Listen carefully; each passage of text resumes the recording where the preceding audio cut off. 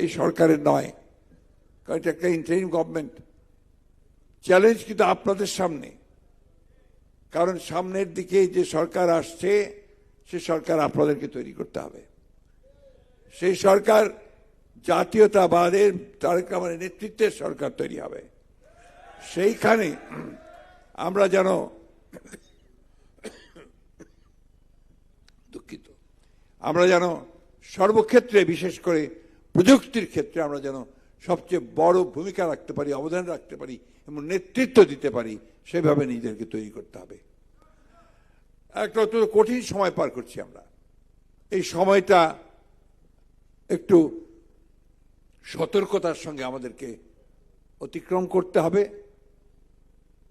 আমাদের বিএনপিকে নেতৃত্ব দিতে হবে এবং সাফল্য অর্জন করতে হবে।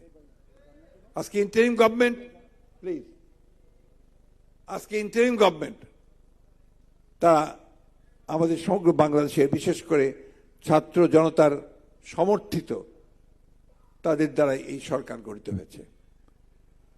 তাদের দায়িত্ব সুনির্দিষ্টভাবে বলা আছে, তারা কি ইন্টারিম গভর্নমেন্ট, অর্থাৎ একটা নির্বাচনের মাধ্যমে সরকার পরিবর্তনের পর্যন্ত তারা এই দায়িত্ব পালন করবেন।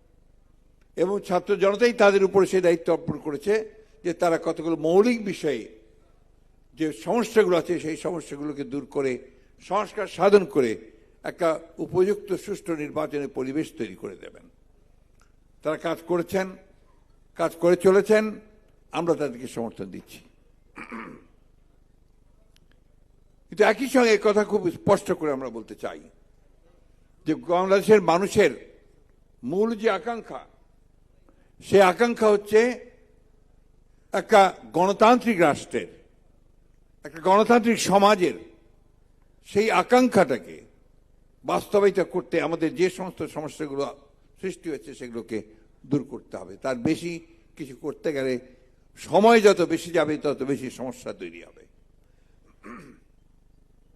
আমি কথাটা স্পষ্ট করেই বলতে চাই, নির্বাচন কেন্দ্রিক যে সমস্ত সংস্কারগুলো আছে সেই সংস্কারগুলো দ্রুত সম্পন্ন করতে হবে এবং আশা করব যে আমাদের নির্বাচন ব্যবস্থা, আমাদের প্রশাসন, নির্বাচন কেন্দ্রিক প্রশাসন, আইন শৃঙ্খলার ব্যবস্থা, বিচার ব্যবস্থা, এগুলোর সংস্কারগুলো করেই আমাদেরকে অতি দ্রুত আমাদের নির্বাচনে যাওয়াটাই হবে এই দেশের মানুষের জন্য সবচেয়ে কল্যাণের।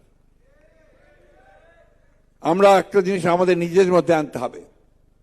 আমরা মানুষের সামনে, যারা আমাদের চেয়ারম্যান সাহেব যে কথা বারবার বলছেন, যে আমরা মানুষের সামনে আমাদের যে ইমেজ, বিএনপির ইমেজ, সেটাকে যেন আমরা আগে যেভাবে ছিল সেইভাবে যেন ধরে রাখতে পারি।